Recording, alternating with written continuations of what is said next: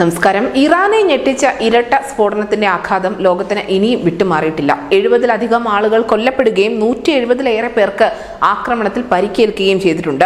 എന്തായാലും 2020-ൽ യുഎസിന്റെ ഡ്രോൺ ആക്രമണത്തിൽ കൊല്ലപ്പെട്ട ഇറാൻ സൈനിക കമാൻഡറായ ഖാസിം സുലൈമാനിയുടെ അനുസ്മരണ ചടങ്ങിനിടയിലാണ് ഈ സ്ഫോടനം ഉണ്ടായത് എന്നത് ഈ സംഭവത്തിന്റെ ഒരു ഗൗരവം വർദ്ധിപ്പിക്കുന്നുമുണ്ട്.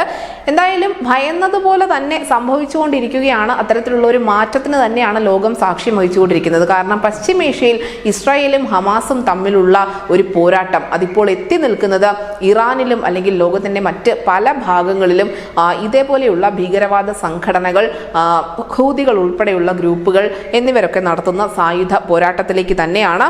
എന്തായാലും ഇറാന്റെ പിന്തുണയുള്ള ഹൂതികൾ ഹമാസിനേക്കാൾ അധികം ഭീകരമായ തരത്തിൽ ആക്രമണങ്ങൾക്ക് മുതിർന്നാൽ അത് ഇപ്പോഴുള്ള അവസ്ഥ തകിടം മറിക്കുമെന്ന കാര്യത്തിൽ യാതൊരു തർക്കവുമില്ല. ഈ ഹമാസും ഇസ്രായേലും ഹൂതികളും അല്ലെങ്കിൽ ആ പശ്ചിമേഷ്യൻ മേഖലയിൽ മാത്രമല്ല ഇത്തരത്തിലുള്ള വളരെ വലിയ കലാപങ്ങൾ നിലനിൽക്കുന്നത്, മറിച്ച് ലോകത്തിന്റെ മറ്റ് പല ഭാഗത്തുമുണ്ട്. നമുക്കറിയാം, എപ്പോഴോ തുടങ്ങിയതാണ് യുക്രൈനിലെ റഷ്യൻ അധിനിവേശം. ഇപ്പോൾ അതിനെക്കുറിച്ചുള്ള റിപ്പോർട്ടുകൾ കാര്യമായി പുറത്തു വരുന്നില്ല എങ്കിൽ പോലും അവിടുത്തെ യുദ്ധത്തിന്റെ ഭീകരതയ്ക്ക് ഇതുവരെയും കുറവ് വന്നിട്ടില്ല.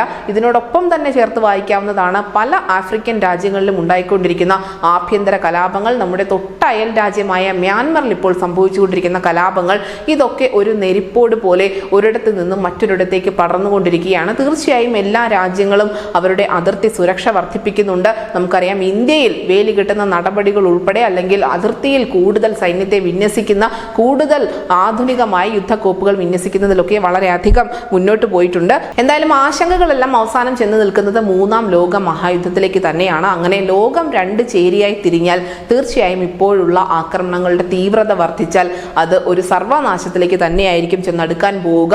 അങ്ങനെ പശ്ചിമേഷ്യയിൽ തുടങ്ങിവെച്ച യുദ്ധം അല്ലെങ്കിൽ യുക്രൈനിലും റഷ്യയിലും തുടങ്ങിയ യുദ്ധം അതിപ്പോൾ പല മേഖലകളിലേക്കും വ്യാപിച്ചുകൊണ്ടിരിക്കുന്നു. തീർച്ചയായും എല്ലാവരും ആശങ്കപ്പെടുന്നതും ആ മൂന്നാം ലോക മഹായുദ്ധം സംഭവിക്കുമോ എന്ന് തന്നെയാണ്. ന്യൂസ് ഡെസ്ക് ന്യൂസിന്റെ മലയാളം.